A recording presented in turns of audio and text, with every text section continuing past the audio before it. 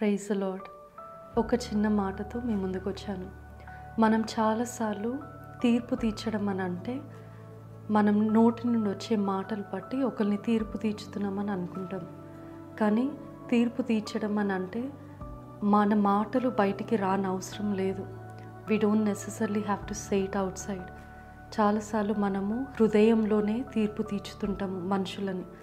మనం పైకి ఏమి చెప్పకపోయినా, పైకి నీతిమంతుల్లా కనిపించి ఉన్నా కూడా మన హృదయంలో మాత్రం by the way we see things, we look at others, by the way we look at others actions, వారి యొక్క చర్యలను బట్టి, వారిని చూసి, వారి వస్త్రధారణ కానీ, వారి యాక్షన్స్ బిహేవియర్ బట్టి మన హృదయంలోనే ఆల్రెడీ తీర్పు తీర్చుతాం, పైకి మనం చెప్పకపోయినా కూడా.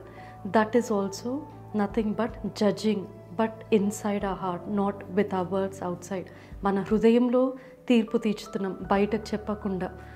సో పరిసయ్యులు కూడా యేసయ్య ఒక పరిచర్యలో కూడా యేసయ్య ఎంతోమందిని స్వస్థపరుస్తూ స్వస్థత కార్యాలు చేస్తూ వెళ్తున్నప్పుడు ఎంతోమంది పక్షపాయపుతో మంచం పట్టిన వ్యక్తిని కానీ, ఆర్ దెయ్యములను వెళ్ళగొట్టిన వ్యక్తిని కానీ, అటువంటి కార్యాలు, అద్భుత కార్యాలు మాటతోటే సెలవిచ్చి స్వస్థతలు చేసినప్పుడు కూడా పరిసయ్యులు యేసయ్యని ఎంతో నిందిస్తూ, దెయ్యములకు ఒక అధిపతి బీల్జెబుల్ ఒక అధికారంతో వెళ్ళగొడుతున్నాడు అని యేసయ్యని నిందించడము, యేసయ్యని దూషించడం చేస్తున్నప్పుడు, అందుకే మత్తయి సువార్త 9వ అధ్యాయం 4వ వచనంలో కూడా, ఇంకా అనేకమైన సువార్తలో కూడా రాయబడింది, Jesus knowing their hearts, their thoughts, వారి తలంపులను గ్రహించి అని ఉంటుంది.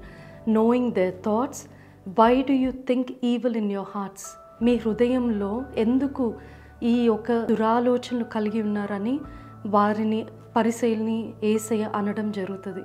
సో జడ్జింగ్ అంటే, తీర్పు తీర్చడం అంటే doesn't necessarily have to be through the words you speak, but through the eyes you see. ఈరోజు ఇటువంటి తీర్పు తీర్చడము మన హృదయంలో ప్రారంభమైతే మనం పరీక్షించుకుందాం. దేవుడు మిమ్మల్ని దీవించును గాక.